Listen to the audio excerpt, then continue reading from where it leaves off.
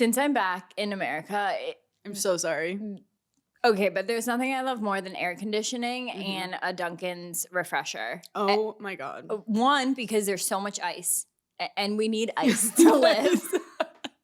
But it is truly like the perfect cool down. It reminds me of like being a little kid when you're running around the playground and you've never been more thirsty in your life because your parents like forgot about you. Yeah. And then you finally get like a refreshing drink and you're like, that's me with my Dunkin' Refreshers. Yes. Also, I just realized you can like customize them. Not me nerding out on my Dunkin' Refreshers, but I know you like sparkling. Yep. So I got you the sparkling. Actually, that's cherry peach. You didn't get me the sparkling. You accidentally got sparkling. No, I swear to God, I got you the sparkling and got me the peach mango. Okay, fine. And then I thought that was mine. Peach mango, yeah. Well, it's the whole thing. We had a whole thing, but we're here and we're so excited. We're doing these bonus episodes because we love the call-ins. Yeah. Like hearing the gigglers' voices and knowing that they're real. We're the new Delilah. What's that reference? Remember when we were little and it was on the radio and it was like, ask Delilah. And she had like a really soothing voice. I think she's still around. I don't want to like, oh my God. Hypothetically I never listened to that. I just listened to The Fan where they go, what's up? This is Mike Mercurio. Yeah. Who's calling in from Staten Island? The Mets. We're so different. We're different. No, this is Delilah. Grace picked all the questions that you guys submitted and some gossip. Yeah. So we haven't heard any of the questions, and she's going to lay it in on us. She's just going to rapid fire. Okay, let's go with our first. And Chris. Chris is also involved. We give credit where credit is due. Hello. Our first caller. Hey girls. Now that Paige is in her single girl summer era, I was wondering what your guys' favorite bit is when you're meeting a guy. It could be a fake accent, a fake life story, just anything. We love when you commit to a bit. I feel like I haven't committed to a bit in a while with like meeting a guy because my life, I don't need to. I don't need You go, because I looked in the mirror. Because I'm living in truth, and that in itself has become a bit. Some girls like love the accent thing, which honestly, it's very freeing. But then like if you start to like him, you're like, oh no, how do we get out of this? I've started this off with a lie. Yes. But also keep him on his toes. Yeah, I feel like my bit recently is just like not speaking. Honestly, like people need to learn from your silence. Yeah. Less is more. Were you silenced or silence? And I've realized that like dating rules, they will come. I'm so over, they over are them. Mosquitoes. We are the flame. Yeah. Is that the quote? Close enough. Something. They are moths. We are the light. They will come. Yeah. Honestly, that's so true, though. Girls are lights. Men are moths. But also, my bit is I like to fuck around with the friends. And when I say fuck around, I don't mean like hooking up.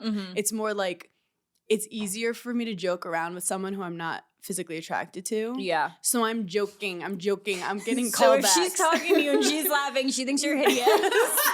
It's so, but you ever see those TikToks? How many guys are there like, I thought me and him had a really good rapport. And she just thought you were butt ugly. Do you know those TikToks where the girl's like me when I'm not attracted to a guy and she's like, hey, nice to see you. How are you? And it's like me when I'm attracted to a guy and you're just mute. Being so weird. And walk away. So I like, someone's wearing a Yankees jersey. I say something like, you throw in what you know. It's so funny when you say that because I was going to say, you have such good like male references that almost like hook them because they're like, wait, how does she know that? And you're like, I'm a woman in sports. I always thought that I was dabbling on Pick Me because I love sports. Yeah. But you love sports. But I use it. Yeah. Oh, wait, first of all, it's true. And I use it for female empowerment. Can't be Pick Me if it's true. It's true. So when I know about sports, I'm able to get it in with any of the guys and immediately grab their attention. My problem now, obviously I'm not dating, but I find myself, because I do so much crowd work comedy, if there's a man in my vicinity, I'm like, so what do you do for work? And it starts normal. And then they say something and I'm like, consultant is not a real job. And now you're making fun of them. And then I'm making fun of them. I'm like, what's with this outfit? I'm like, we're at a work dinner. I have to stop myself because like that's just where my brain goes. And my friends are like, what's going on? Your brain immediately goes to making fun of them. Yeah. I'm the same way. Yes. I'm just like, oh, that was actually so mean. I didn't even mean that. Just about who told you to wear those shoes, you know? Like, not my problem. Or you're just stating facts. You're not even trying to be funny. You're just like being honest. So I honestly think going in though with taking it not seriously when you're dating will take you far. Because it's not serious. When you take it so serious where after every bad date, you're like walking around the street being like, I'll never find someone, which we've all done. Yeah. But like, it's not that serious. It's Make really it a not. rom-com, not a drama. People are dying. Next question. This one Grace is going to read because it was written in. I was going into my freshman year of college, and my sister and I drove down in one car, and my parents followed us in another car. Fast forward, my sister and I arrive at my college. My parents finally meet us, and my dad says, Paige, I'm so sorry, but none of the clothes you packed made it here. Turns out the thing they packed on top of the car opened on the turnpike, and all of my clothes fell out. All of my clothes just sprinkled all over the turnpike. Just a few short weeks later, not only did I need to break up with my boyfriend, I also kindly had to tell him I couldn't return any of his clothing because they blew away.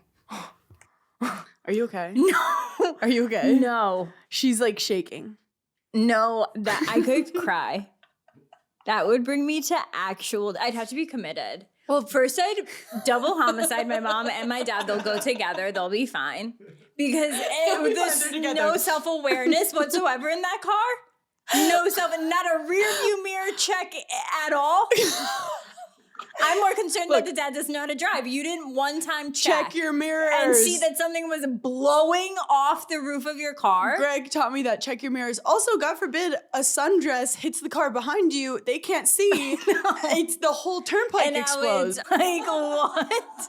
Also, I feel like at what point were they like, oh shit, there's clothes everywhere. Should we stop and try to get the clothes back? Or did they just arrive and go, that's weird? Yeah, what are the logistics with the parents? Yeah, I feel like there's missing parts to the story and maybe they hated your clothes. This is something my friends would have done. Been like, oh no, all your clothes disappeared. No, I need to do something nice for this girl because I'm like, also like you're a freshman in college. Do you know how many going out tops she probably ordered? Oh my God. They're all gone. Well, clearly she ordered a lot because they didn't fit in the trunk. No, this is you going to college. This is you going to college. So what is the question? What does she do? I mean, you have to move, change your name. You have to start over. Well, the good news is that you broke up with your boyfriend. Yeah. So let's rejoice for that. Let's rejoice. You're going to college. You're single. I think you just have to reframe it and you have to think, what is the style that I want to be in college? Because you're starting fresh, you're starting anew. You have to. You know what happened to me at a young age? I got my first like actual earrings. Okay. I think it was like not Tiffany, but it was one of those like it was nice. Like my first ever like nice gift. Pair of earrings. And the first day I lost it in the drain. Of course. And in that moment I said, I don't deserve nice things. Yeah. And I said, you know what? Happiness does not come from Tiffany's. Material. Things. So maybe this was a sign from the universe saying, you are still valuable even if you don't have your clothes. You know what my mom says? Don't love anything that can't love you back. And I said, but Mom, that was Marilyn Monroe, but have you ever seen my vintage Chanel? Get a grip, woman. Get a friggin' grip. There is something, though, about losing things that is so bad. Like, you're like, if I lost this from a man to, like, your wallet, you're like, I'll never survive. And then you realize you do. It upsets me because I never lose things. So when I do lose something, I'm so mad at myself because I'm like, this is not you. See, our family, we lose everything every day. Yeah. And there's a freeingness to it. Because it sounds free. Where's my torso? I don't know. And I don't care. We lost it. But you know what we have? I was going to say our brains, but we don't always have them. I lose that all the time. Lose my mind. Lose your mind. So this is a learning lesson for you. Message us. We'll see if we can get you some stuff. Yeah, I need to help her out. I think but the meat and potatoes of it is you're starting a new stylistic journey. You're starting a new capsule wardrobe. You know, look at it that way. You're investing in pieces that you actually love, and you've gotten rid of all the mishmash. That is freeing. I love that perspective shift. Also, maybe that high school style is not who you are in college. Yeah. Maybe this was like a sign from they were like, hated it, reinvent yourself. Yeah, the universe is like, we hate the aesthetic. Sit back. Who is that dream girl you want to be? Let's dress like her. Yeah. I feel like your dressing and dressing in general is a form of manifestation. Totally. Dress for the job you want. That's why I'm wearing a bra outside my shirt. Okay, Grace, what do we have next? Hey, Hannah and Paige. First off, I love you guys. I love getting to giggle with you every Tuesday. It's my favorite day of the week. So my fiance and I just moved in together, and he lived alone before. I lived with a roommate, but I wanted to see what advice y'all had for people moving in together for the first time. What are some things you wish you knew before moving in with boyfriends? Things you wish you had done? Anything you got, I want to hear it. Thanks. Wait, I love her accent. I'm the worst person to ask this to. You don't ever want to move in with anyone. Right when it gets to that point. Even your children. I said, ooh, gotta go. Gotta scram. Well, I famously moved in with a guy from Craigslist and then started dating him. And it was like the four of us. A classic. I love moving in with a guy because you immediately know if this is going to work. Yeah. Because there's so much you can get away with and hide when you're not living with them. But then when you live with them, like everything's out in the open. My advice is to be super upfront about like what you want and what you need. Because if you don't stand up for yourself, like 6 months in, you'll be like, I can't believe you do this. Like, yeah, I think you have to identify the red flags going into it. Like, if I'm about to move in with someone and he wants like 50-50 space, we're probably not long-term partners. No. Like, because then that trickles into other things that they, like, he would want 50-50 and it's just like, it's not my vibe. No, you're right. I want a man that, like, when I'm going to move in with him, he's like, I'll burn all my stuff. Like, I don't need to even bring it with me. Yes. Yes. And I moved into Dez's place during COVID and he let me get a dumpster. Like a full dump truck. Yeah. And I was like, we're getting rid of everything. We're getting married. And, and then I literally was like buying candles. Like it was real nesting. It was crazy because I've never bought candles for myself. So I don't know who I was trying to be. But I do think it's fun to curate a life for you both, giving him his little space. But you also get to see like, does he enjoy you like styling things? Yeah. You really do bond in a way. Yeah. It's beautiful. Or you start to want to murder each other. I think the signs are there. You just have to like trust them. Some things to anticipate. Temperatures. Do you like to sleep in a freezing icebox like me? Or do you like it like lukewarm like Des, who's crazy, but he loves me, so he lets me do icebox. Doesn't make a comment every time he goes to bed and goes, hey, okay. I wanted to Walt Disney myself tonight. Yeah. You're like, here's an extra blanket. We're having fun. Does he go to sleep with a hoodie on sometimes? Yes. I don't give a fuck. We're reframing perspective. Exactly. That's what this episode's about. Also, the toothpaste. These are things that you'd never think of when you meet a guy. Is he pushing from the bottom? Yeah. Is he pushing from the top? Is he, after he puts it on, is he getting rid of the extra stuff on the top and putting it back together or not? Yeah. Is he putting it back in the drawer? Yeah. Is he leaving it out? These are things that cause divorce. Yeah. It's the day-to-day little things. You exactly. taught me that. When he shaves his face. Does he rinse the sink out? Does he try and it was too difficult for him? Where does he leave his shoes? Does he leave it in a place where you could tear your ACL? Have you seen that thing on TikTok where it's like men doing like weaponized incompetence? No. Where like if you ask a guy to do something, he like purposely does it bad or like wrong because he doesn't want to actually do it, but it's like the easiest thing ever. And it's like little things like living together where it's like, can you just like put your towel in the thing? It's like, I don't know, like you do it so much better. Okay. And like that, I can't. That's me with my mom. Right, because she birthed you. You came out of her womb. No, but also moms are like amazing. No, but that's like what it's like. You want a mom. Like I'm not your mom. Like this is. So like I feel like going into it, you know, if your boyfriend is like that, and that's I could never do. Not saying like, oh, I wouldn't like pick up after him like once in a while, but like I'm not I'm not your maid. I also will do that to him just to let him know. That's 50-50. Yeah, that I'm not your maid, you know? Like, oh, you want me to make coffee? It's going to be bad. Yeah.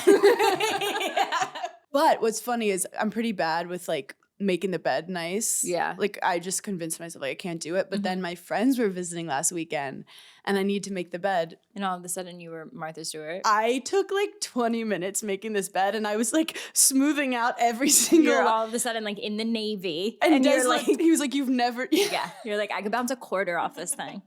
You, like, ironed the sheets. He was like, who did this? And I was like, I don't know.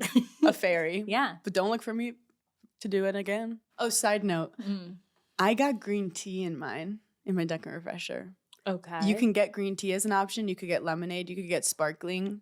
It's actually really nice.